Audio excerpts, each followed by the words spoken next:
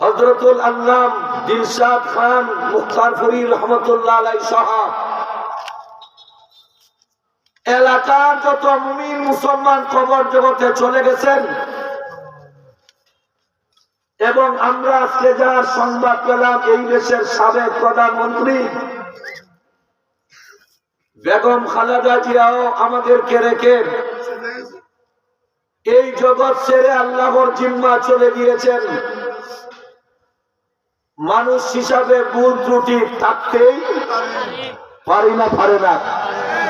আমরা সবাই দোয়া করি উনার জীবনের যত ত্রুটি বিচ্যুতি গুলো রয়েছে আল্লাহ পাক যেন উনাকে মাফ করেন, জান্নাতুল ফিরদাউসের মেহমান হিসেবে কবুল করেন। সকলে বলুন আমিন। আমার আমি আপনাদের খেদমতে সূরাতুল আম্বিয়ার ১ম নম্বর আয়াত তিলাওয়াত করেছি এই লক্ষ্যে আমরা একদিন পৃথিবীতে ছিলাম না, একদিন থাকবো না। ঠিক না বেঠিক? না থাকবেন আপনারা কি মরবেন না? সবাই আমরা একদিন চলে যাব। এই পৃথিবীতে আপনি একদিন থাকবেন না, আমি একদিন থাকবো না। কি নিয়ে যাব আল্লাহর দরবারে? কবে যাব? এক বাদশাহ মৃত্যু শয্যায় শায়িত। যখন এই বাদশাহ মৃত্যু শয্যায় শায়িত তখন তার বাড়িকে ডাক দিল, বাদী আমার কাছে একটু আসো। বাদী তার কাছে আসলেন, জিজ্ঞেস করলেন আপনি আমাকে কেন ডাকলেন?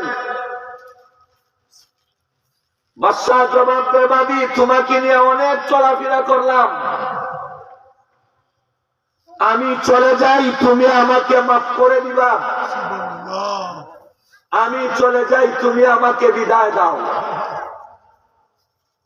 বাদী সেদিন দেখে বলল, বাদশাহ যেখানে সারা জীবন ভর আমি আপনার সঙ্গে ছিলাম, আপনার সুখে আপনার দুঃখে আপনার বিপদে আপদে আমি আপনার পাশে ছিলাম সব সময়, আজকে কি আমি যেতে হবে না? বাদশাহ জবাব দিল, বাদী এমন এক জায়গায় যাব যেখানে পৃথিবীর কোন সাথী পৃথিবীর কোন সঙ্গী চলবে না। ঠিক না ঠিক? বাদী জিজ্ঞেস করে, যাবেন কোথায়? পরিচয় দাও। কোথায় যাবেন আমাকে একটু বলে।